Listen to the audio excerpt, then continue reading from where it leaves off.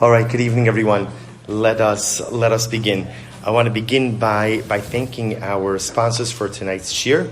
To thank Robyn Schaffer for dedicating the shir tonight with gratitude to the entire kehilla for her year of spiritual growth as her aveilus winds down. Looking forward, Emirats Hashem, to continued growth in the coming year. Thank Robyn. Robyn always sponsors every shir that happens, so thank you so much for your continued generosity and sponsorship. To thank Howie and Batsheva Friedman for their sponsorship of tonight's shir, and to thank our Talmud Torah sponsors for the month of Tishrei, Shevy and Avram Kelman, for dedicating all of the shiurim this month in memory of their beloved parents, Jack Bennett for dedicating all of the shiurim this month in memory of Givati Brigade First Sergeant Nikolai Rappaport, and Dr. Linda Weinberg for dedicating all of the shiurim this month in loving memory of her husband of 53 years, Dr. Paul Weinberg Peretz Moshe ben Avram David. We hope that in the merit of our Talmud Torah, all of the neshamas will have an aliyah and the families a nechama in the year to come. Just a few other thank yous. I want to thank our executive director, Mrs. Shani Topper, for always doing such a wonderful, wonderful job in coordinating all of the marketing and setting up everything. And this is kind of a hectic season, forget about for rabbis, but for executive directors. It's quite challenging. And so Shani, on behalf of the entire kehilla, thank you. I also want to thank our office manager, Mrs. Michal Weisberg. And as much as the chassan and kala were hoping to be somewhere else now, I'm not going to say that we're not happy that you're here, Baruch Hashem. Wherever your married journeys are supposed to take you, Meretz Hashem, you should get there, but we're certainly happy to have you here for as long as we can. I also want to thank, it's very special, I want to thank Mrs. Esther Resnick.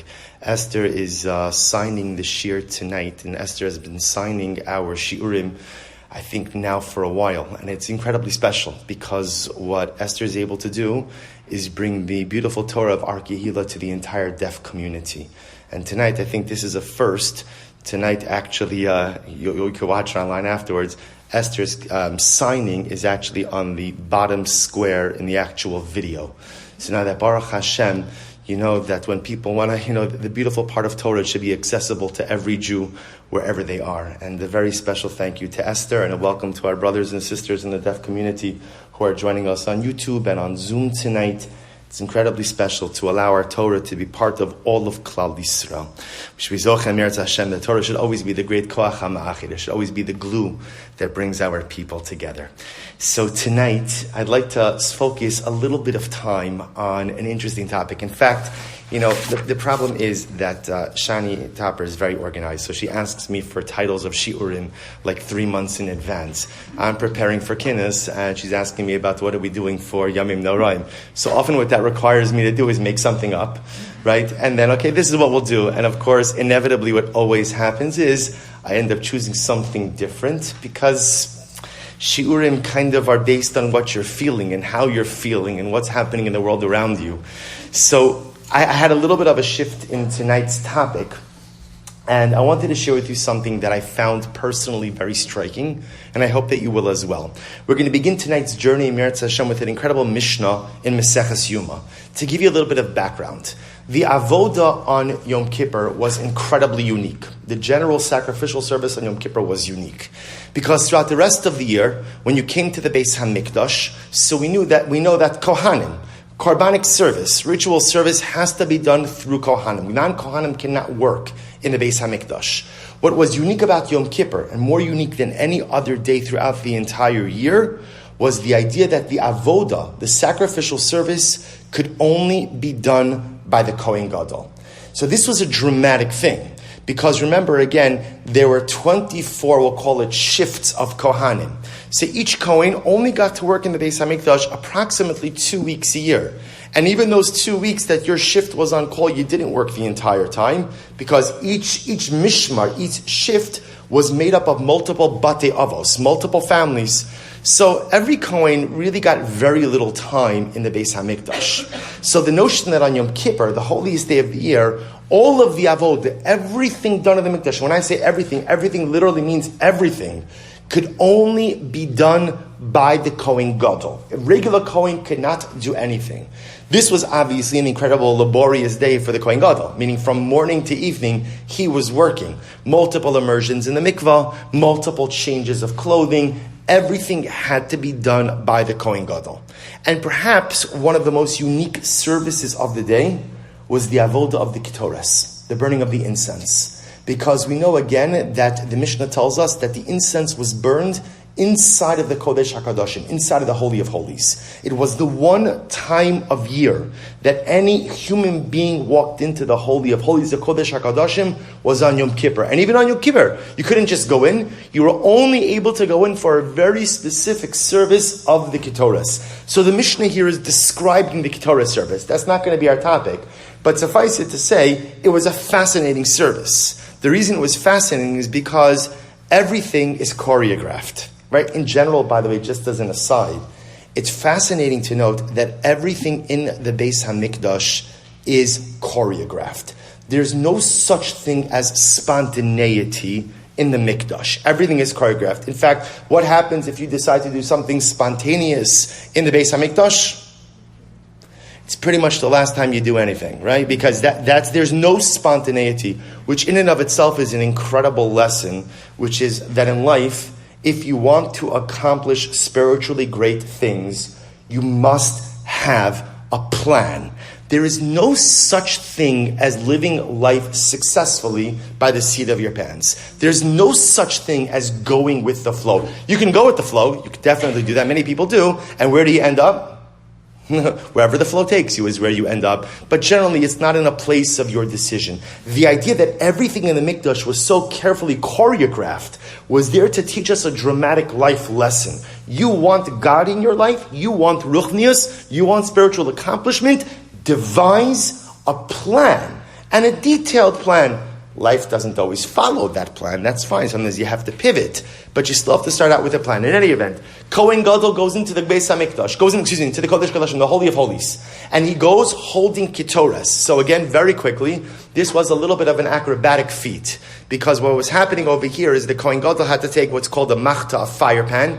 In that fire pan were coals. He would hold the fire pan under one arm, and in two hands, he would have the incense cupped in his hands. You were unable to spill one little bit of incense. He would come into the Kodesh HaKadoshim, Holy of Holies, put the fire pan down on the two poles of the ark, of the Aron, and then he would have to very carefully go ahead and empty the contents of his hands onto the coals in the machta. It would fill the entire Kodesh HaKadoshim, the Holy of Holies, with smoke, and the Kohen Gadol was the only person, not only the only person in the Holy of Holies, but the only person in the Mikdash. No one else was permitted to be inside the primary temple building when the Kohen Gadol was doing his avoda. Incredible.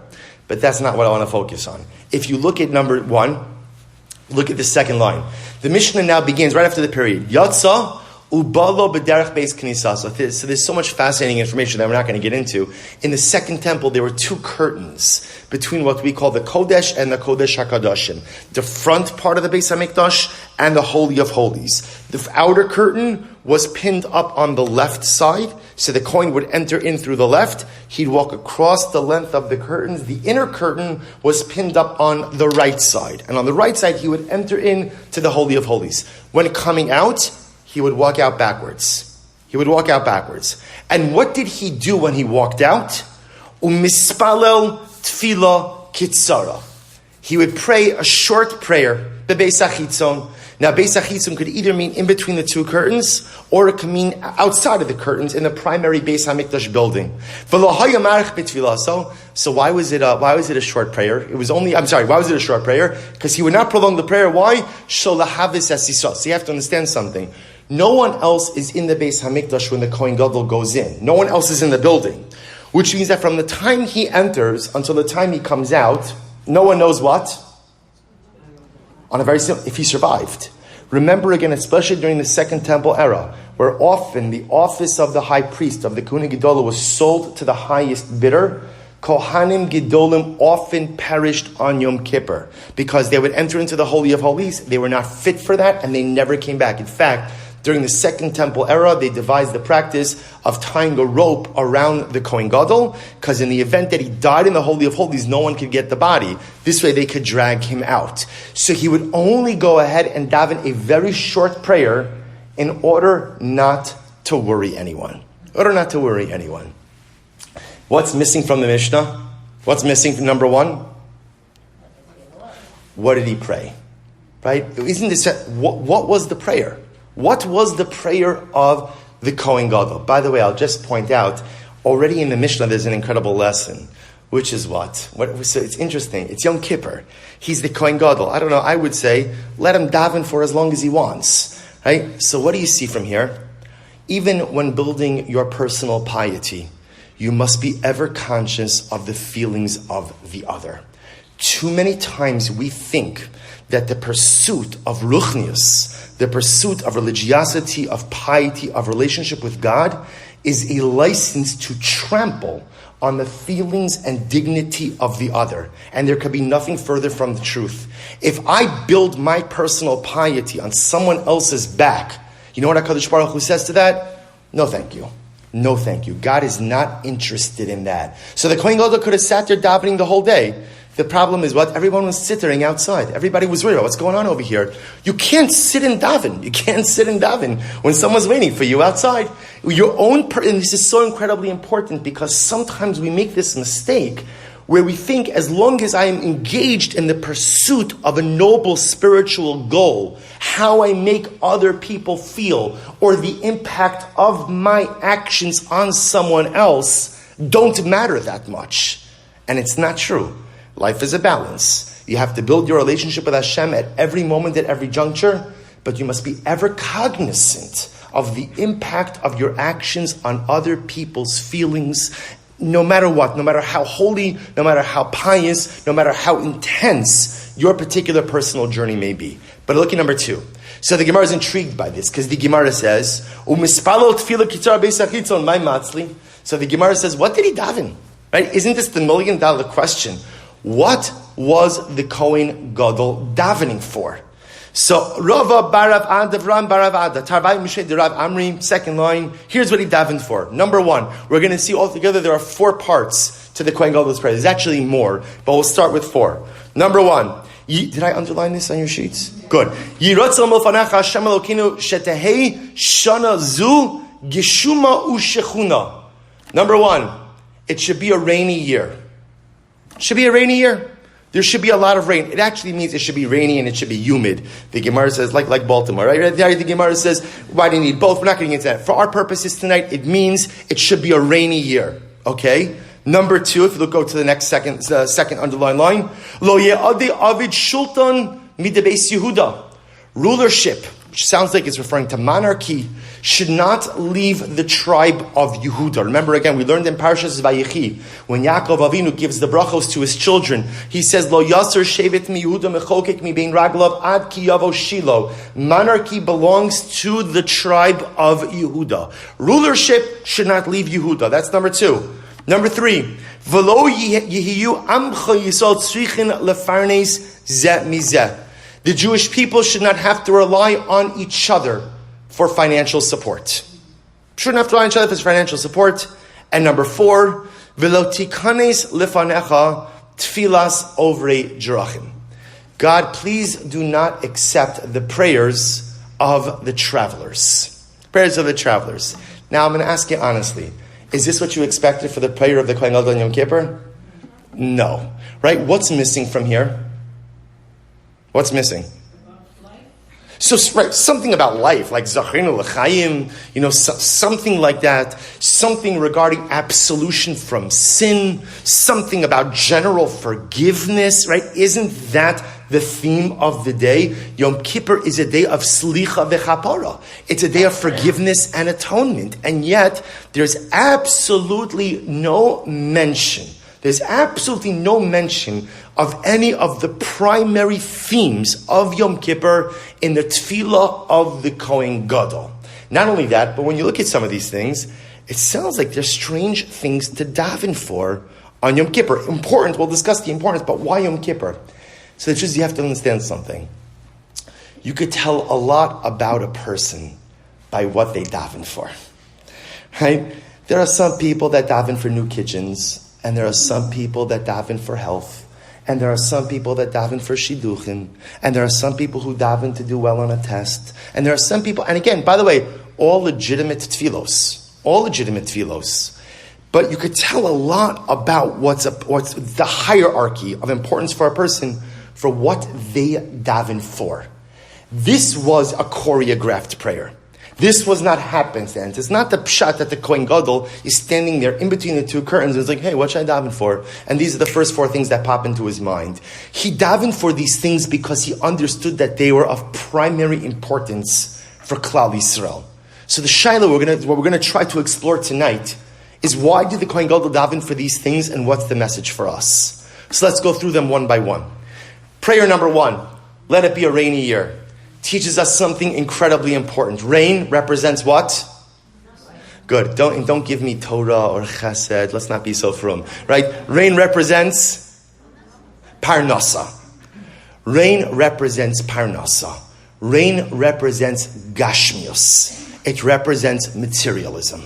The first thing the Kohen Gadol davens for on Yom Kippur for Klal Yisrael is material blessing. Because the Kohen Gadol knows if there's no Gashmius, there's no Ruchnius. If you don't have your material needs met, you cannot be a spiritual person.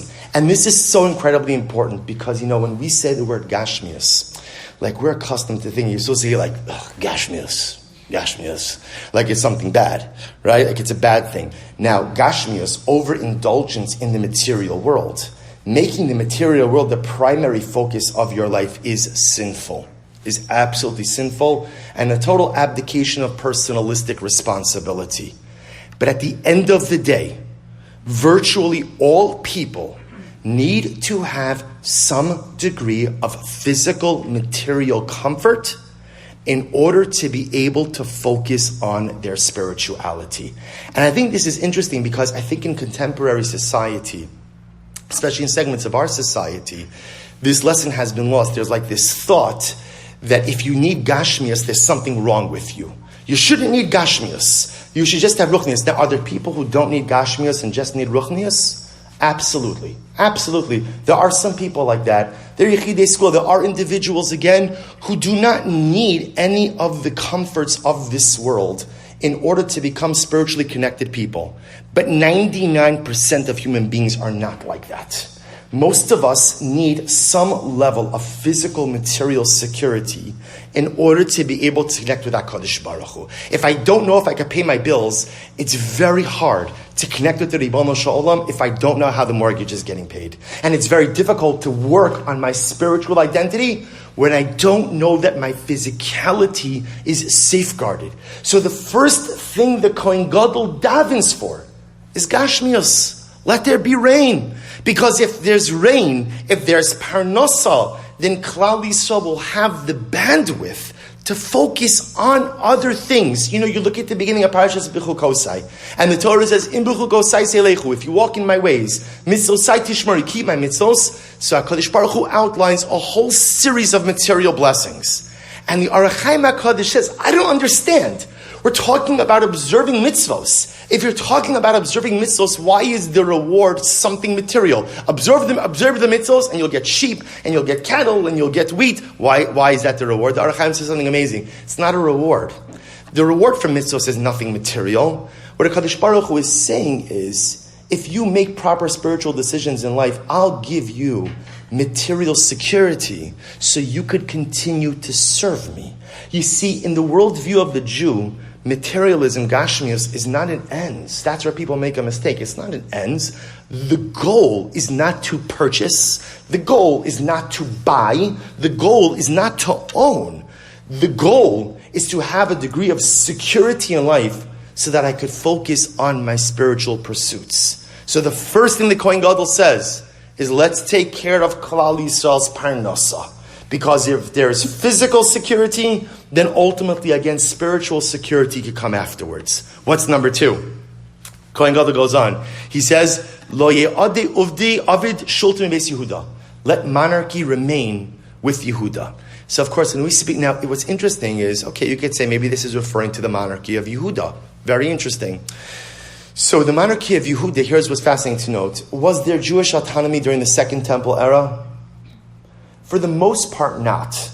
Right? You had a couple of hundred years after the Hanukkah story where the Hashmonaim had taken control, but even then it wasn't so simple because remember, again, the Hashmonaim were Kohanim, they also became the kings. It was a whole discussion whether or not that was the right thing to do. There was a couple of hundred years, a few centuries of Jewish autonomy, but even that quickly disintegrated. So what is the Kohen Gadol davening over here when he speaks about let the monarchy not leave Yehuda? So perhaps what the Kohen Gadol is really davening for here is not the Yehuda monarchy. He's davening for Mashiach. He's davening for Mashiach. Let this be a year, not only where Mashiach comes, but where people remain messianically conscious. Now, what does that mean?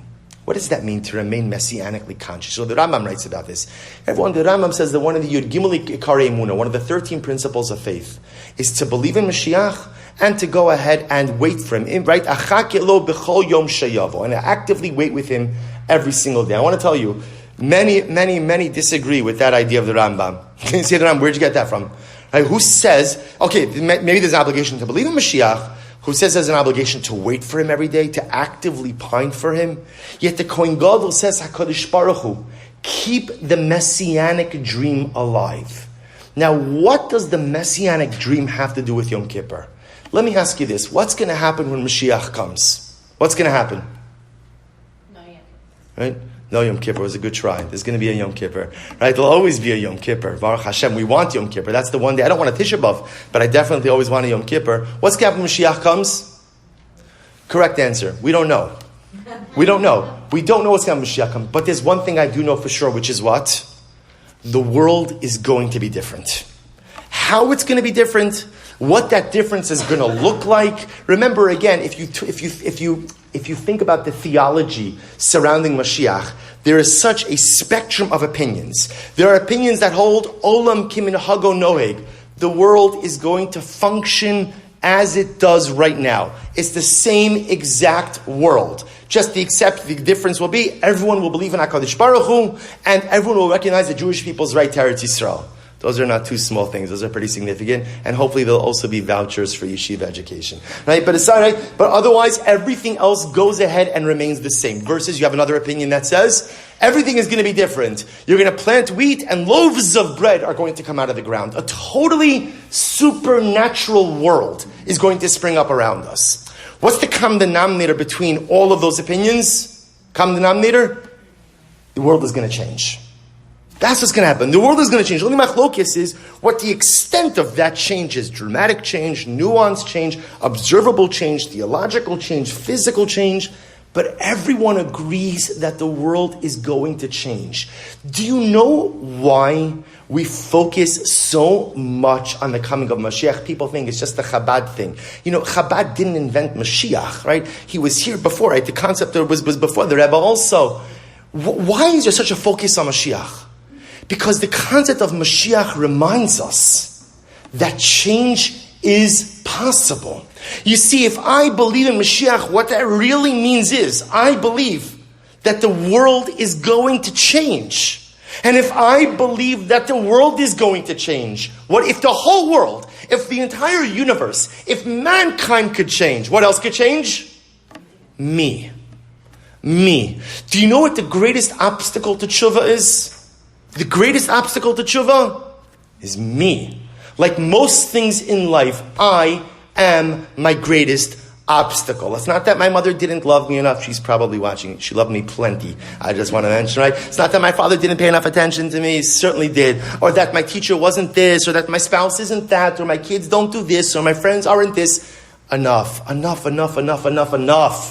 At the end of the day, the buck of my life stops with me.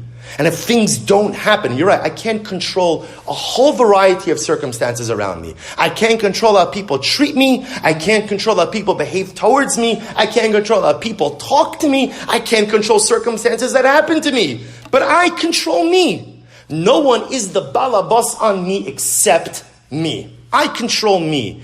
And we sometimes forget that we have to stop making excuses and start taking ownership. If the world could change, when Mashiach comes, if the universe could change, I could change also. When the Kohen Gadol davens, do not let the scepter of rulership depart from the Shevet of Yehuda. What he's saying is, do not let the messianic dream leave the Jewish people. Not only because you want everyone to believe in Mashiach, because what Mashiach represents is the possibility of change. And the greatest power we possess is the power of change. That I can remake myself in one moment. You know, there's an incredible Gemara. The Gemara says that if a man goes over to a woman and he says, Hare'at mikudeshes li, al menas sha'ani tzadik gomer. Marry me on the condition that I am an absolute righteous man. I think it's a great pickup line, just in general, right? Marry me on the condition that I'm an absolutely righteous man. What's the halacha the Gemara says? Mikudeshes. It is a valid kiddushin, a valid marriage. Afilu hu rasha gomer. Even if the guy is an absolute rasha. How could that be? If he's an absolute rasha, he's an absolute rasha. Why the Gemara says? Shemehir her b'tshuva. Because maybe he had thoughts of tshuva. Thoughts of tshuva? Fantastic. I have thoughts of tshuva every day, right? They come in, they go out, right? Then they come back, circle back, go out. Even thoughts of tshuva change you. If thoughts of tshuva change you, then imagine what dynamic life activity does as well. When the Kohen Gadol davens, do not let the people forget about Mashiach. What he says is, do not let the people forget about the power and the possibility of change. Part 3, says the Gemara. Lo yu amich yisol tzrichen lefarnis zemizeh. Now this is very interesting. The Gemara says, do not let the Jewish people be dependent on one another. So of course, when you read the words once again seem to be referring to financial dependence. You know what the Gemara says about people who rely on gifts, or about gifts in general? The Gemara says, Sonei matanos yichya. If you despise gifts, you live a long life. Now what's that? Good, Iris. Nice to see you. Right? So what? Right? What's the pshat? If you despise gifts, you live a long life. What does that mean? Because again, everybody likes getting gifts. Who doesn't like getting a gift? What it means is being reliant on gifts. What Chazal were saying is the most important thing in life is stand on your own 2 feet. Do not be dependent on other people. Now, of course, are there times in our life where we have to be dependent on others? Of course. And are there times where we have to be reliant? Yes. And the hope is that just as we support others, others will support us. But at the end of the day, the goal in life is to be independent. The goal in life is to be self-sufficient. But this is not just true on a financial level. On a financial level, it's true also to have your own financial independence, to be able to make your own decisions, and to not have any puppet strings attached that someone else is pulling. That's always the best way to live in life. But it's not just the din in finances. What the Kohen Gadol was also saying is, let the people live independent lives. What does this mean? Too often in life, we outsource our success. Meaning what? You hear this all the time.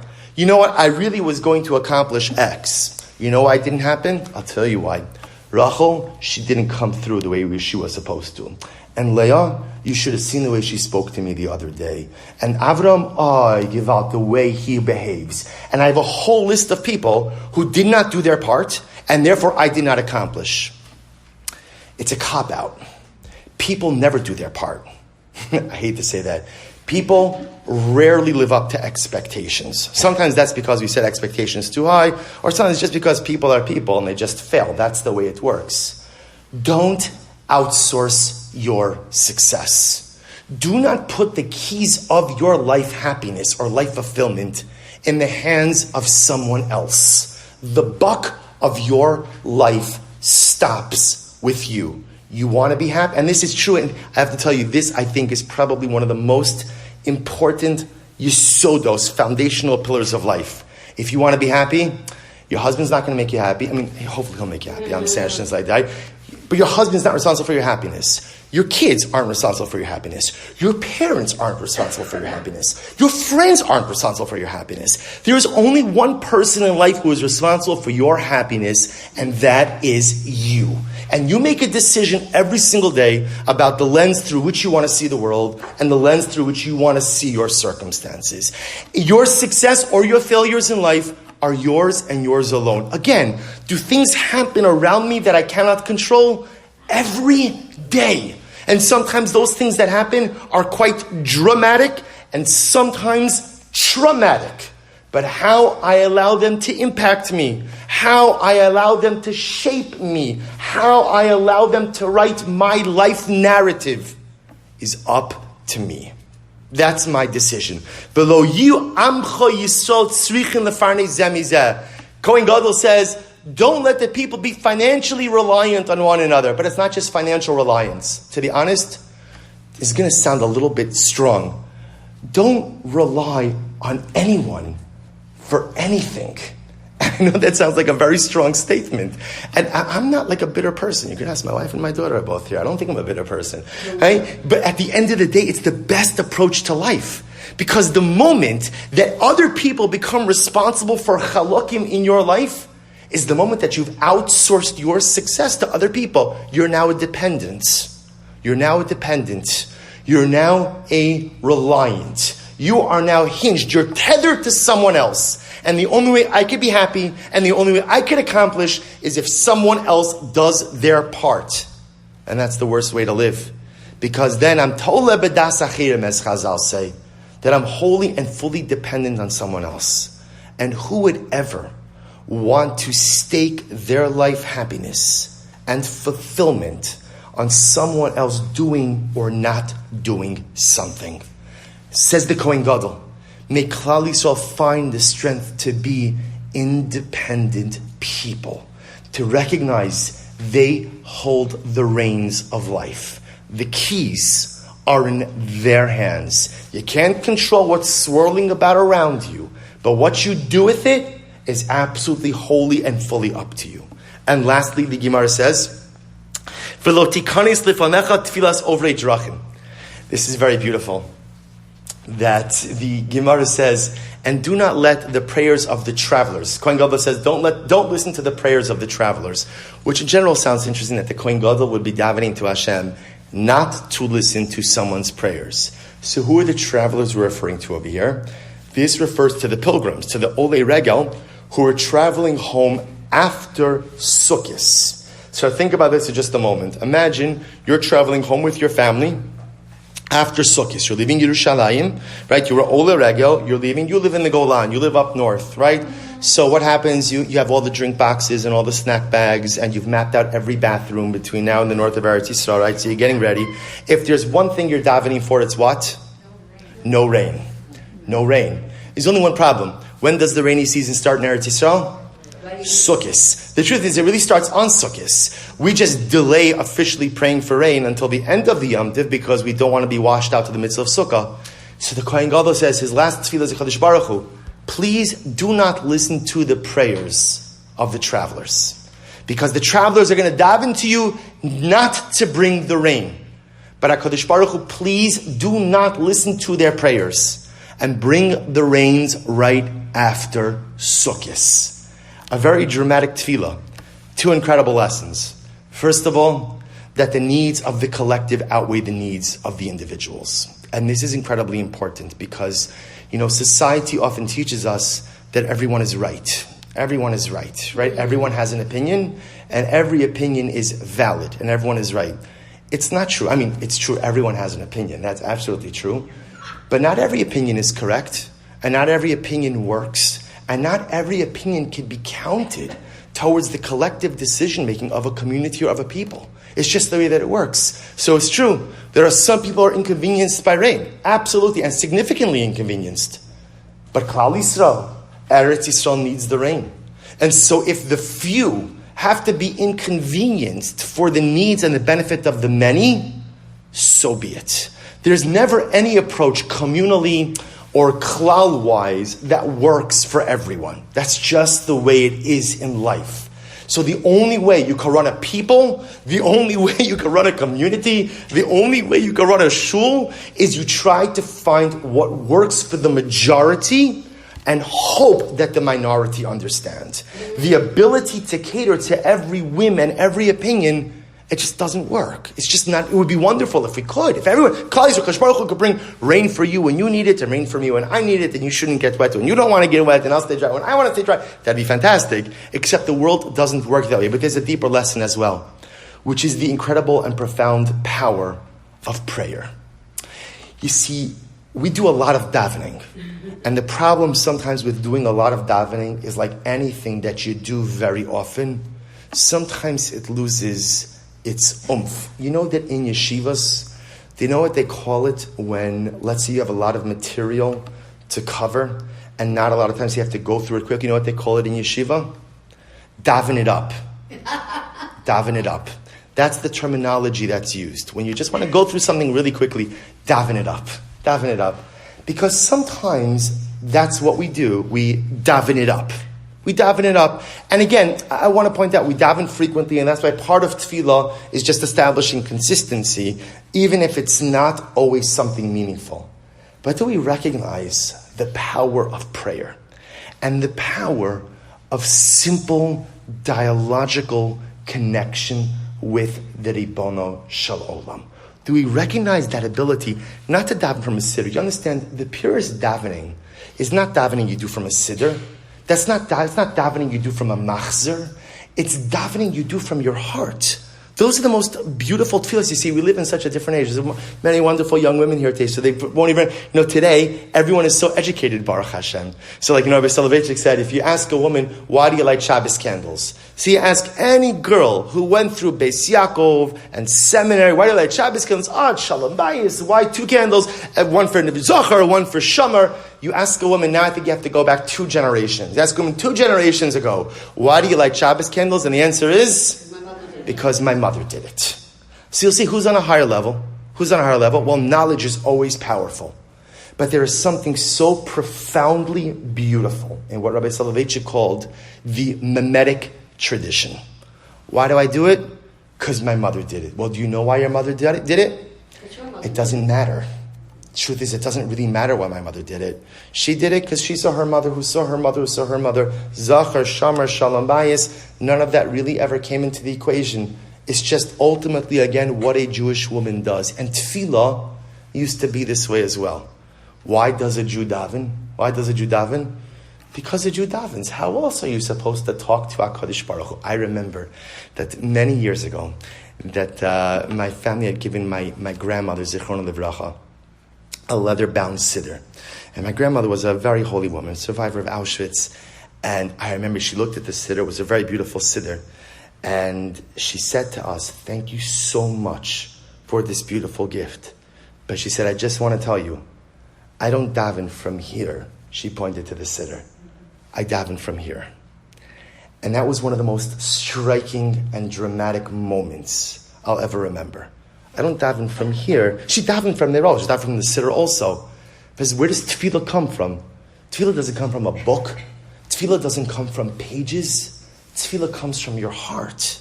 And we forget that sometimes the siddur and the machzer are only there to facilitate real, honest, open dialogue with HaKadosh Baruch Hu.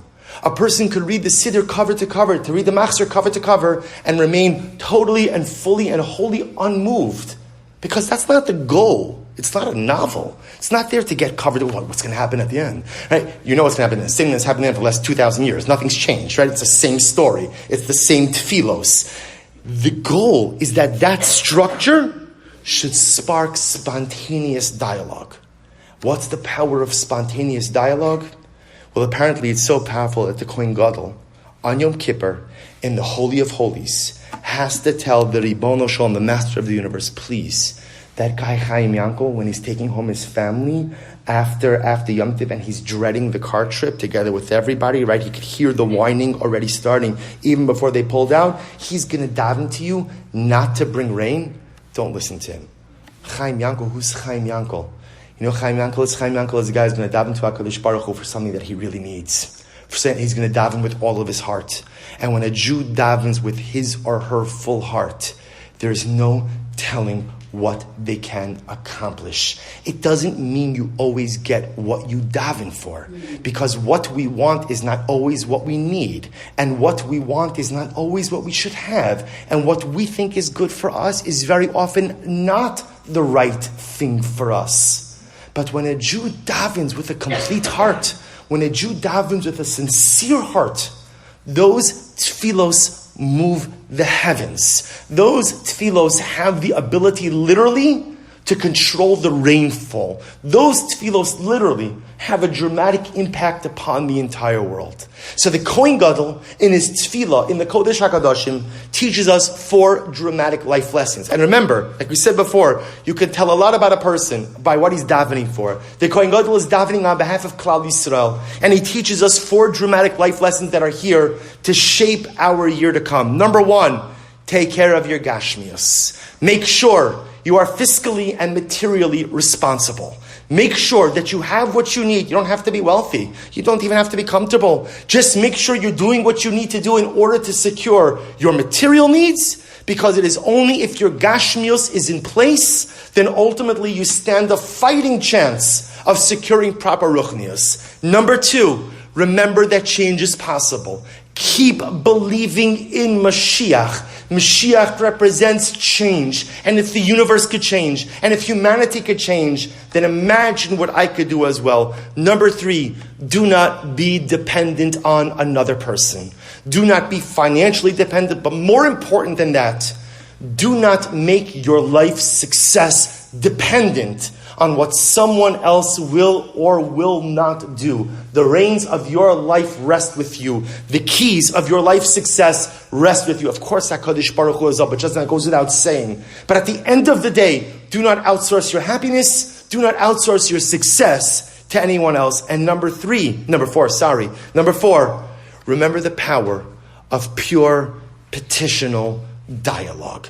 You know, tefillah is one of those things. You know, Rabbi Nachman says that a person should spend at least an hour a day in his bodedus. Bodedus means just being alone with HaKadosh Baruch Hu and talking to God. Talking to God.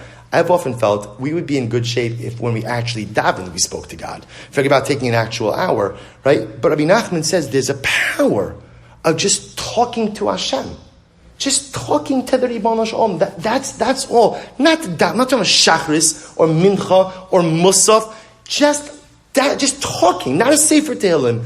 Just talking to HaKadosh Baruch Hu. The power of tefillah we have, not necessarily to get what you want, but to become a better person, to become connected, to become holier. The power of dialogue that each of us possess. But I'll share with you something interesting. There are 2 more versions of the tefillah of the Kohen Gadol. The Yerushalmi, Jerusalem Talmud, has a totally different version of the prayer. And in fact, if you look at number 3, you'll notice over here, this is actually from Musaf on Yom Kippur. So you'll see this year, and you'll appreciate it even more. Right before, there's a beautiful section in the Chazar section, the repetition of Marek Cohen. Different kehillos sing it to different tunes. But it's a very beautiful, responsive tefillah, where there's a description, and then Marek Cohen afterwards. Right before that section, the Machzor in Musaf contains the tefillah of the Kohen Gadol. And if you notice, by the way, number 3, I'm not going to go through all of it now, but if you notice in number 3, this is the whole tefillah. Much longer than what we saw in number 2. Right? In number 2, the tefillah of the Kohen Gadol is 4 phrases. 4 phrases. If you look at number 3, it's much, much longer. Much longer. So you look at it on your own. I want to draw your attention to 2 pieces of this prolonged prayer. If you take a look, I underline them. The Kohen Gadol davens, he says, Shana shelo tapil isha es pri bitna. Should be a year where no woman miscarries. No woman miscarries. Okay, and then he goes on, he says, look at the last part, he says, Va'al anshe ha-sharon haya omer, and for the people who lived in the Sharon area, he would say, Yiratzal mofanecha Hashem Elokeinu v'Elokei Avoseinu shelo yasu batehem kivreihem. For the people of the Sharon area, their homes should not become their graves. Very strange. Now the truth is, if you go through the rest of the tefillah, it's actually interesting. The rest of the tefillah actually really just expands on what the Bavli said.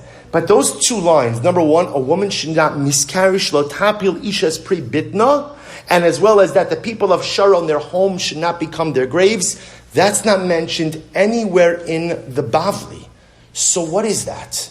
So let's work backwards. If you take a look at number 4, the Gemara says, this is Yerushalmi, Jerusalem Talmud, speaks about the Anshe HaSharon. So apparently, the Sharon area was wetlands. What happens when you build on wetlands? The structures sink. So in Sharon, it was known that you would have to rebuild your home usually twice every 7 years. So the only people who were poor used to live there. And unfortunately, what would happen is sometimes the structures would collapse. And people, Rahman al-San, would be stuck in those structures and would perish in those structures. So on the Yerushalmi, the Kohen Gadol is davening, Yiratzim Afanecha Hashem, it should be that the people of Sharon, their homes should not be their graves. But it's strange.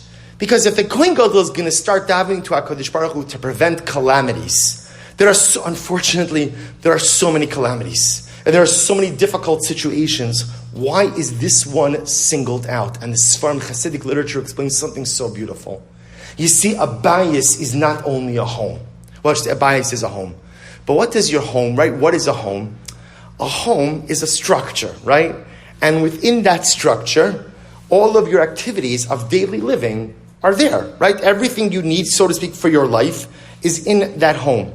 So in Chassidus, it's understood that a bayis represents a misgeras hachayim, a framework for life. Shelo yehe bateyem kivreyem means, do not let your life framework become your grave. Meaning what? You know what the interesting part about a grave is? No one ever says, I think I'd like to build out my grave a little bit. Right? I think I'd like to put on an addition. I'd like a little bit more room. It's getting a little bit too crowded, right? That never happens. The grave, it is what it is. The structure, it is what it is. The hole in the ground, it is what it is. It doesn't change. And sometimes people live that way as well. People create their bayis. They create their home. They create their structure. This is who I am. You ever have a conversation with someone where you're trying to speak about something or maybe something they did, and often the response is, well, this is who I am. As if this is who I am is a legitimate response to a critique or to something I've done wrong. There's no such thing as this is who I am. The true phrase is, this is who I choose to be. You have a short fuse, you have a temper. It's not this is who you are. You may have a natural proclivity or innate inclination to be that way, but you choose to perpetuate that. Shelo yehi batim. We all have batim. We all construct frameworks of life. But you know what the most important thing in life is? Is to be ready to either expand your framework or sometimes demolish your framework. Because you know what we don't realize? Is that sometimes the framework that worked for you earlier on in life does not work as you get older. I remember my wife and I sometimes reminisce when we first got married. I was still learning in Kollel and we lived in an apartment. It was horrible. Now, of course, we were blissful newlyweds. Everything was fantastic. It was beautiful. But I think back about that sometimes because I remember the first time our parents came to see it.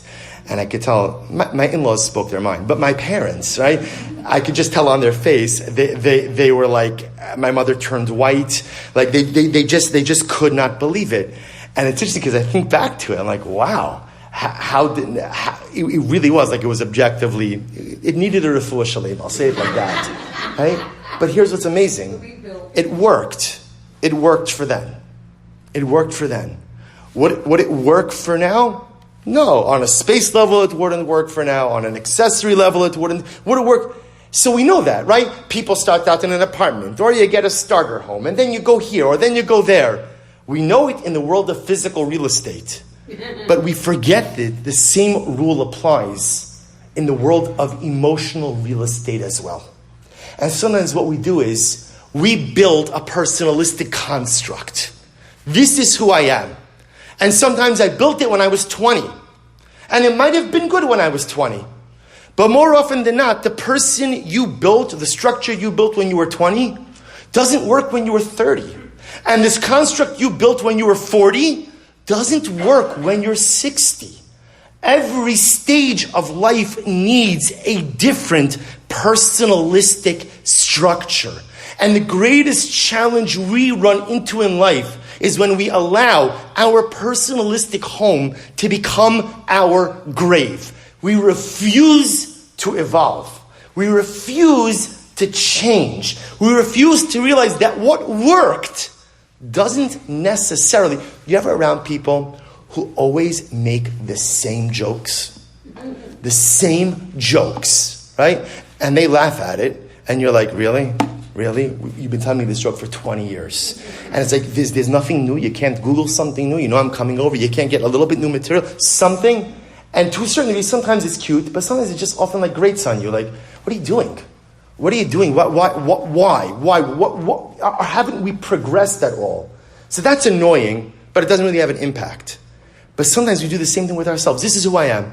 This is who I am. This is who I've been for the last number of years. Fantastic. Are you still living in your starter apartment? Right? You're still going ahead and living how you were when you were young, when you were a teenager, when you were single, when you were first married. Are you still living that way? No, of course. Everything evolves. Except me. Except me. My housing evolves. My gashmias evolves. But at the same time, I'm unwilling to revisit who and what I am. The Kohen Gadol davens, he uses the Anshe Hashara as an example because their homes used to collapse. You know what happens when your home collapses? What happens when your home collapses? You have no choice but what? But to rebuild. You see, here's the interesting part about life. At some point in time, your house will collapse because it happens to everyone, not our physical homes, right? But it happens at some point in time, our personalistic structures collapse. It happens to everyone. Either it happens because of some type of dramatic life circumstance, or it happens because of some bad decision I made, or different decision that I made, or something else that comes up. The structures we build always come down. And so the question we often have to make is, do I want to wait to build the proper structure until life brings my structure down? Or do I want to be proactive and recognize I've outgrown this personality. I've outgrown this lifestyle. I've outgrown these behaviors. I've outgrown this outlook. I've outgrown this midah. I've outgrown this disposition. It's not good for me anymore. It's not healthy for me anymore. But this is who I am? No, this is who you choose to be. But if you want to remake your house, you have the ability to do so. Don't wait until your house becomes your grave. Don't wait until everything crumbles down and you have no choice but to rebuild. But be proactive. And I think all of us are in this dynamic. We settle into a personality. We settle into a certain set of midos. We settle into a certain outlook and hashkafas hachayim. And this is who I am. And I'm unmovable. I'm unshakable. I cannot see anything else. And there's nothing worse in life than being trapped in your personalistic house. There's nothing worse in life than being trapped in an identity that you probably outgrew many years ago, but are too afraid to admit it. Do not let your home become your grave. Do not limit yourself from becoming the person you are truly capable of becoming. And this loops back into laughing. With this will conclude. This is why the Kohen Gadol davens. Shelo tapil isha es pri bitna. What does it mean that a woman shouldn't miscarry? So first of all, what's interesting about this is it's repetitive, because we didn't go through it, but you'll see earlier on in the tefillah, the Kohen Gadol davens that women should give birth. So obviously if you're davening that women should give birth and they should have healthy children, then obviously implicit in that is what? That they shouldn't miscarry. So why the need to state that again? You know how we describe Rosh Hashanah? We describe it as Hayom Haras Ha'olam. Now, We often translate it as Hayom Haras Olam, today the world was created. But that's not actually what Haras, Hey, Reish, Saf actually means. Instead it means today, literally translated, Hara means what? Pregnant. Today the world became pregnant. Because you know what Rosh Hashanah is? Rosh Hashanah is a day that is pregnant with potential. And what does every single woman fear most over the course of pregnancy?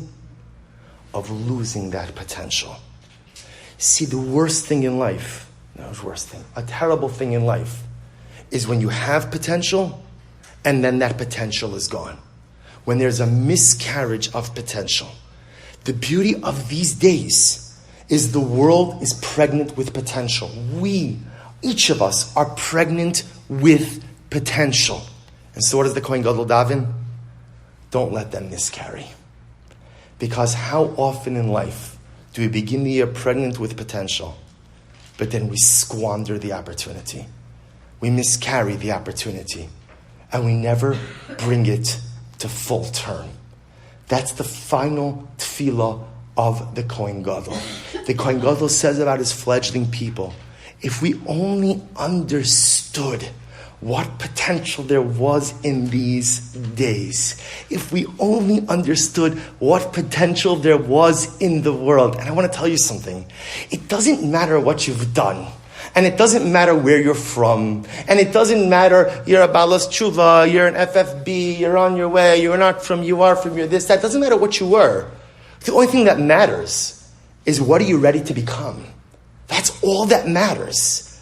Because whoever you want to be, whatever you want to be, you are pregnant with that potential. Hayom Harasa Olam. And the Kohen Gadol has one simple tefillah. Yiratzon shelo shana shelo tapil isha es pri bitna. Because I think it's something amazing. When the Kohen Gadol would look out and he would see the masses. You ever wonder, if you looked at Klal Yisrael through the Kohen Gadol's eyes, what would you see? The Kohen Gadol is like the Zayda of Klal Yisrael. So what does the Zayda see when he sees his iniklach, when he sees his children, grandchildren? Potential. Right? That's the great part about grandparents, right? Mm-hmm. Parents see everything, right? Grandparents only see the good stuff, right? And it doesn't matter what you do, right? I had the schus to babysit for my granddaughter this past Friday, and I sat her down. I was giving her lunch. I did a very good job. I was giving her Leben. She looked me straight in the eye. She spit it right out purposely. Like, oh, you're so cute. Oh, that's so beautiful. I remember, if one of my kids would have done that, whatever. Because grandparents only see the beauty. They only see the good. When the Kohen Gadol would look out at the klal, so what would he see? He would see men, women, children pregnant with potential. And in that moment, he would utter a tefillah to the Ribono Shel Olam. Shana shelo tapil isha pri bitna. Please, HaKadosh Baruch Hu, don't let them miscarry. Please don't let them squander the year. Please don't let them miss this opportunity. Please don't let them let another year go by without becoming the people they are truly capable of becoming. So it turns out that the tefillah of the Kohen Gadol gives us everything we need in order to be happy and successful in the year to come. Make a good material Gashmias plan. Remember about the power of change. Keep your optimism and hope. Be independent. Do not put your keys of your happiness in anyone else's hands.